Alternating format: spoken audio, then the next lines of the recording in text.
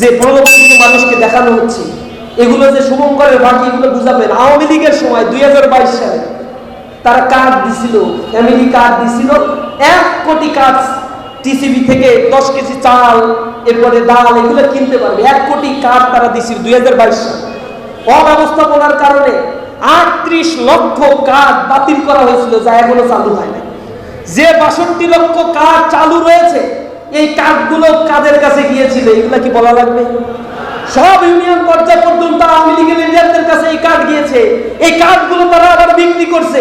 টিসিবির পণ্য নেওয়ার জন্য যে টেন্ডার, যে টিসিবির ট্রাকগুলো, এগুলো সব তার দলকানা নেতা কর্মীদের মধ্যে ডিস্ট্রিবিউট করা হয়েছে। এরপরে তারা যা টিসিবির কার্ডের মধ্য দিয়ে যা বন্টন করার কথা তা না করে কম টাকায় সরকারের কাছ থেকে চাল কিনে নিয়ে দোকানে তারা গুলাম গুলাম চাল রিজার্ভ করে তারপরে বিক্রি করে জনগণের অধিকার নষ্ট করে না। সব মানুষের হাতে ক্ষমতা না গেলে যতই প্রলোভন দেখাক না কেন, আর একটা নয়া বন্দোবস্তের দিকে তারা যাচ্ছে, কিভাবে এই দেশকে আবার লুটপাট করবে তার বন্দী তারা এখন আছে।